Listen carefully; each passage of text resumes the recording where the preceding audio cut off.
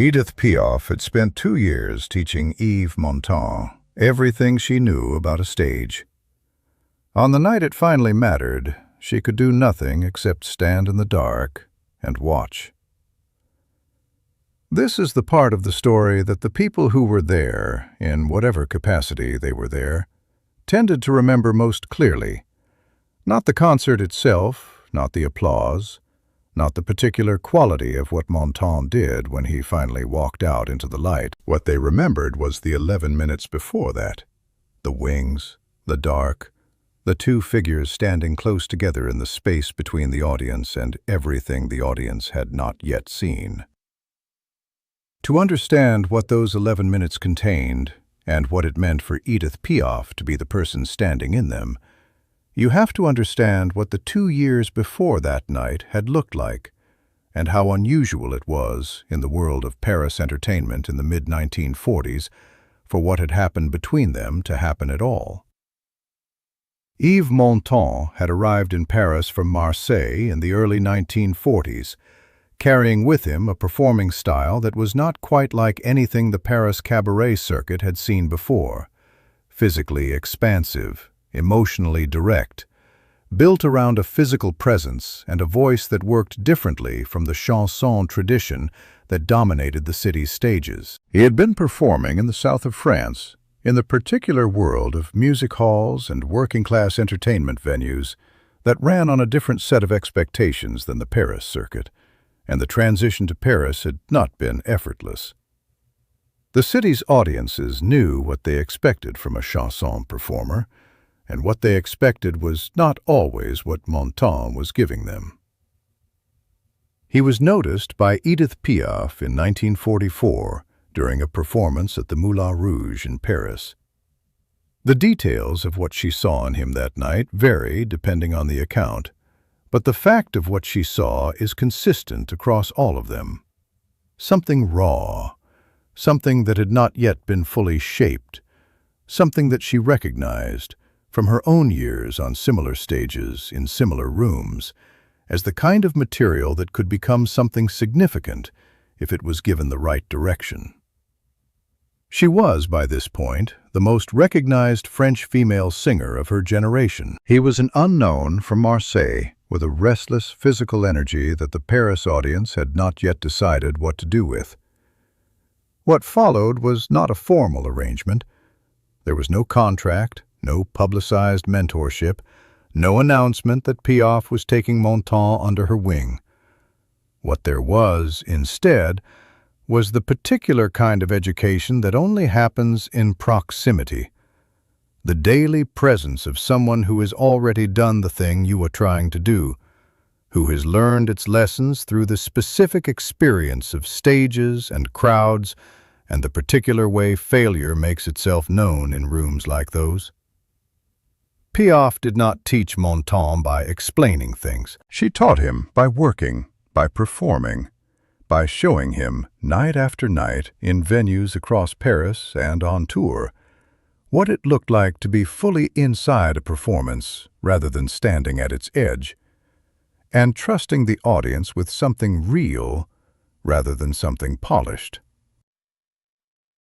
The specifics of what she told him, when she told him anything directly, are the kinds of specifics that do not survive well in records. They were not the sort of observations that got written down, because they were made in the context of a professional life rather than for any permanent audience. What survived was their effect, a gradual, visible shift in how Montand performed, a deepening of the commitment he brought to the stage, a willingness to be less careful and more present that the people who saw him in this period could track year by year as it developed. Those 2 years also had a geography to them. Piaf was not working in one place. She was touring, recording, performing across France and beyond. And Montand moved through that world with her, absorbing what could only be absorbed by being present in dressing rooms and rehearsal spaces, and the particular transit between venues that is where most of a performer's real education happens. It was not the stage appearances alone that shaped him. It was everything around them. The way she prepared, the way she recovered from difficult nights, the way she treated the work itself as something that did not change in quality depending on who was watching. These were things she had never been formally taught and could not formally teach.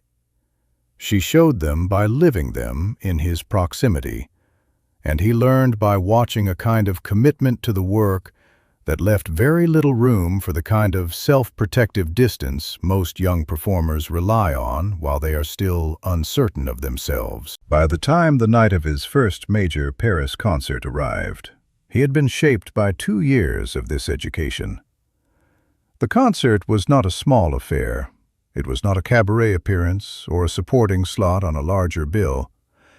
It was a concert at a significant Paris venue, a proper headline night, the kind of occasion that would be reviewed, that would be remembered, that would establish him in the city's memory in one direction or the other, depending on what he gave the room. The audience that came was already curious about him. He had been performing long enough in the right places that his name was known. What was not known yet was whether the name would hold. Edith Piaf was in the building. This was not, at this point in their relationship, unusual. She had been present at many of his performances over the 2 years, sometimes in the audience, sometimes in the wings, sometimes simply nearby in the way that people who are working closely together tend to be nearby without it requiring explanation. But the weight of this particular night was different from any of the other nights, and everyone in the building understood the difference, including Piaf. In the minutes before the concert was scheduled to begin, Yves Montand was in the wings. The stage was set. The house lights were beginning their slow process of coming down.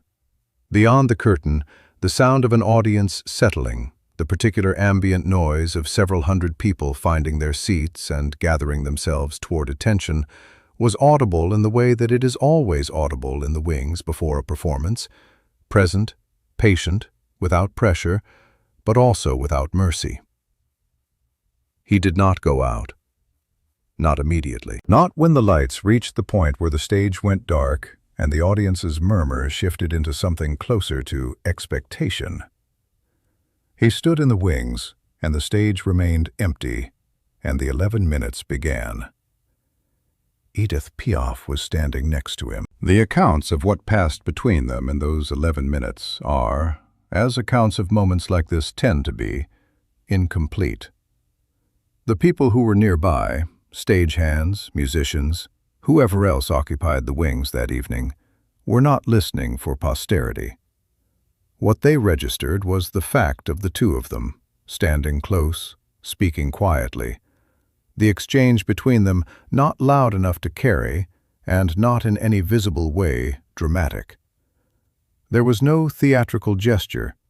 There was no visible moment of crisis. There were simply two people in the dark, one of whom was about to walk out into the light. What Piaf said to him in those 11 minutes has been reported, across various accounts, in fragments and approximations that agree on quality more than specific content. She did not, by any account, offer reassurance in the conventional sense. She was not a person who reassured in the conventional sense. And by this point, Montand had known her long enough to understand that she would not begin now. What she said, in the form that has survived, was something closer to a reminder than an encouragement. That the audience on the other side of the curtain was not waiting for someone perfect. That they were waiting for someone real. And that the difference between those two things was what everything she had tried to show him over 2 years had been pointing toward. She said one other thing, in the version of the account that has been most consistently repeated. That whatever happened when he walked out was his now. That she had given him everything she had to give, and that what he did with it was no longer in any way about her. Then she stopped talking. Montand stood in the wings for a moment longer, not because he was still deciding, but because the decision, once made, required a second to settle into his body before his body would carry him forward. Then he walked out. The stage was no longer empty. What happened next was the kind of thing that is easier to describe from the audience's perspective than from anyone else's. The crowd, which had been patient through the delay in a way that audiences sometimes are when they have enough curiosity to sustain them, received him, not with the polite, measured attention of a room that is still making up its mind, but with the particular forward lean of a room that has already decided to pay attention and is now simply waiting to see what it is paying attention to. He gave them what Piaf had spent 2 years preparing him to give, not a performance managed from the outside, not a careful and calibrated presentation of what a performer is supposed to look and sound like, but something immediate and committed, and, in the specific sense that she had always meant the word, true. The physical presence that had seemed restless and undefined in his earliest Paris appearances had become something else, a quality of inhabiting the stage rather than merely occupying it, a way of giving each song the full weight of his attention without making the attention visible as effort. Edith Piaf stood in the wings and watched. This was the condition she had accepted when she said what she said, that her part of this was over, that everything she could give had already been given, and what was happening on the other side of the curtain was no longer hers to shape. The 2 years of proximity, the nightly proximity of performance and rehearsal, and the thousands of small observations that accumulate into something like a complete education, all of it was now operating without her, in a room she was not part of, toward an audience she had helped prepare him for, but could not help him with any further. The applause, when it came at the end of the first song, was not the restrained and measured kind. It was the kind that tells a performer something they did not know before they walked onto the stage.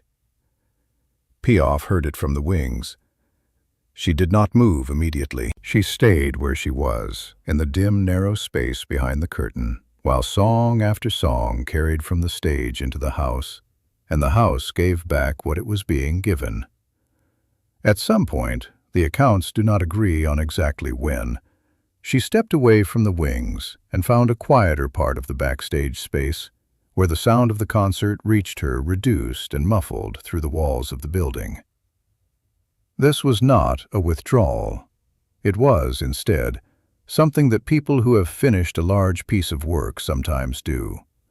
They find a place to be still while the work completes itself without them, because watching it complete itself has become a different thing than being inside it.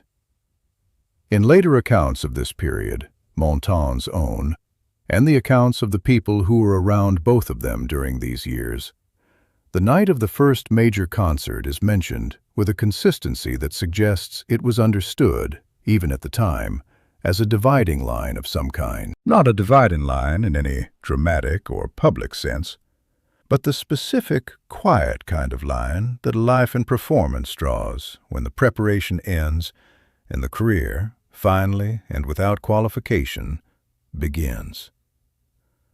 Montand went on to become one of the defining figures of French chanson and French cinema in the decades that followed, a presence in the culture of his country and, increasingly, beyond it, whose work extended far past what anyone in the wings of that first concert could have fully anticipated. The direction his career took was his own. His choices, his instincts, the particular way he developed what he had been given into something that could not be attributed to anyone but himself. But there is something in the image that the people in the wings that night remembered, of Edith Piaf, standing in the dark, listening to the applause from the other side of the curtain, that resists being reduced to either triumph or loss. She had given 2 years of attention and knowledge, and the particular discipline of her own experience to a performer who had not yet found the shape of what he was. And on this night, in this room, with this crowd, the shape had appeared. She had done what she had set out to do. What came next was entirely his. That is what the 11 minutes had been about. Not hesitation, not fear exactly, or not only fear. The particular, necessary pause that happens when a person stands at the edge of something they have been preparing for long enough that the preparation itself has become familiar, and the step forward will make it unfamiliar again. He took the step. The audience was waiting, and Edith Piaf, standing in the wings in the dark, understood, in the way that teachers understand these things, quietly and without ceremony, that her work in this particular room was done.